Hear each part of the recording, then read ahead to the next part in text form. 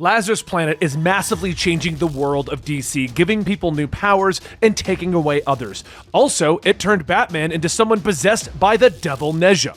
In order to stop these reigns from altering the entire fate of the DC universe and its magic users, our heroes need to battle against King Firebull, who has declared war on the entire universe. I'll give you the link to the first part of this story, as it's actually only 2 issues and a bunch of one-off side stories on the outskirts of the DC universe. So I'll give you a link down to the first story down below, and this is the conclusion. Kind of? You'll see what I mean later.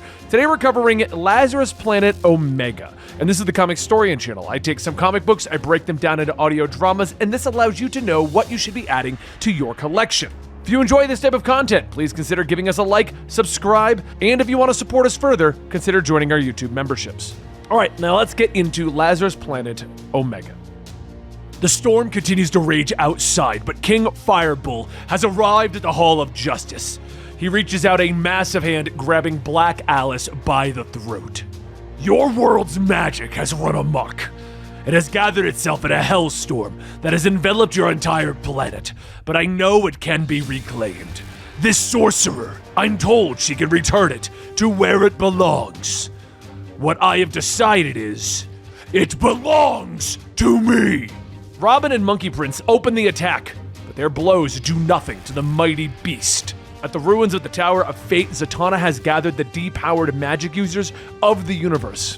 We're all spent, Z. How do we fix it?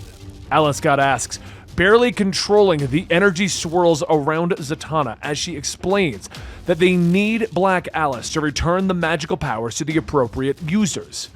Zatanna casts a spell to pull Black Alice to them, but King Firebull holds on tight. You think you can escape me? You are sorely mistaken. He rumbles, holding Alice tight as the spell is now threatening to rip her apart. Robin tries to warn Zatanna over the comms, but the storm is blocking their electronics. The Monkey Prince leaps forward, kicking at King Firebull, stunning him long enough to get Black Alice clear. King Firebull then turns to attack them, but is knocked to the ground by a blast of heat vision. Robin smiles as he looks up at the gathering of heroes, now here to stop King Firebull. Sorry we're late. Metropolis needed us, Superman says as he flies forward, grabbing the Demon King. He tosses King Firebull away, allowing the Flash, Wonder Girl, and the Green Lanterns to pelt him. Well, well, King Firebull says as he lashes out with magical energy, knocking the heroes away. Monkey Prince and Alice watch, but she tells him that she is needed and wishes to aid in the fight. She then disappears in a swirl of magical energy, leaving our heroes to battle the magical villain. She appears in the ruins of the Tower of Fate, and she warns Zatanna about what is happening at the Hall of Justice. Over at the Hall, the heroes continue their battle, but King Firebull refuses to go down. Alice begins to rise into the air as she gathers the destroyed magical energy around her. Alice, you can't fix all of us at once, I forbid it! Zatanna shouts, but Alice looks at her. It doesn't stop. You don't say. Corrigan, you're up first. Get ready. Alice shouts. The fight at the hall continues, but everyone's powers are suddenly being scrambled by the magical storm. Barry suddenly has super strength as Superman falls to the ground. John John's telepathy clouds his mind. Damian leaps forward, blasting at the King Firebull with heat vision.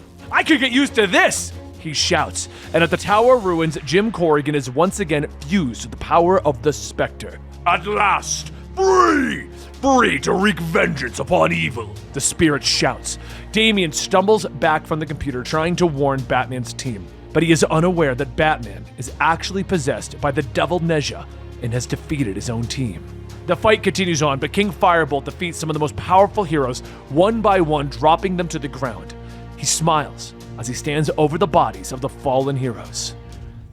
I expected more, but I understand. I, too, was human once, human, and therefore pitiful.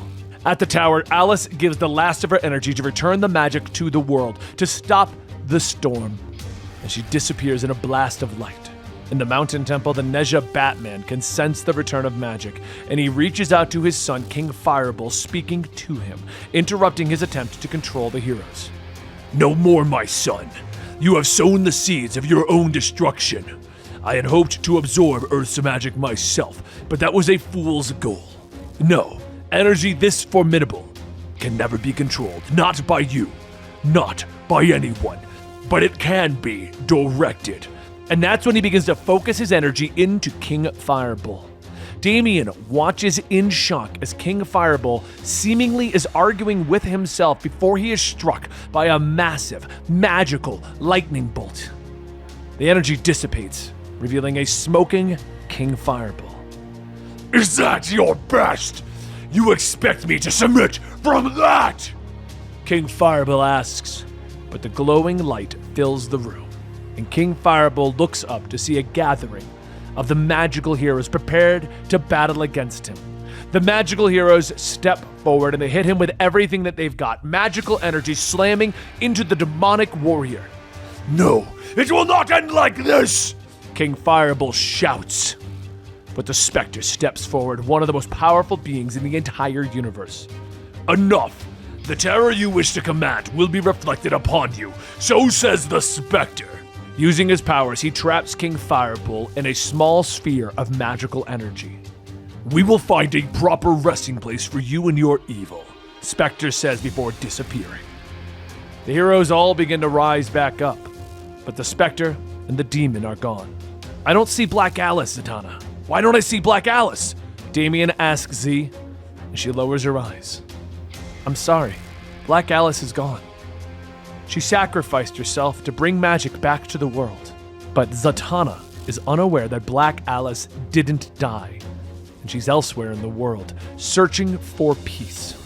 After the heroes have left, going to their separate homes and their separate cities, Damien is left alone. He looks up as his father, Batman, approaches, seemingly healed of his Lazarus sickness. Father, did you find Nezha? Are you healed? What happened to the others that were with you? Damien asks as he hugs his father. Batman smiles as his eyes begin to glow, and Damien is unaware. Don't worry, everyone is accounted for, or will be soon. The shadow of Nezha casts upon the wall behind Batman. And that concludes the Lazarus Planet event. It goes Lazarus Planet Alpha, Lazarus Planet Omega, and it looks like the resolution of Devil Batman is going to be in Batman vs. Robin, issue number 5. Now, you might know that we already covered Batman vs. Robin issue 1 through 4. That's because this was announced as a weird epilogue and had nothing to do with the core Batman vs. Robin storyline that was in 1 through 4. I don't even know why they chose to do this when you could just do like Lazarus Planet Epilogue or Devil Batman vs. Robin, but whatever. We're going back to Batman vs. Robin, and we'll be bringing that one to you, which will officially close out this Lazarus Planet storyline. If you're curious how the whole thing ties together, basically, ignoring Dark Crisis, it goes Robin to Shadow War to Batman vs. Robin to Lazarus Planet to Batman vs. Robin, I think, and that's the story. So if you ever hear me complaining about how difficult it is to follow what's going on in DC, this is a prime example of a storyline that has now been going on. Oh, in the middle of that, Batman, Superman, World's Finest came up too. But yeah, we'll make a whole big video for all of the linking storyline portions of this eventually. Anyway, I hope you guys enjoyed. Like, subscribe, hit that notification bell so you know when number 5 comes out, and I'll see you next time.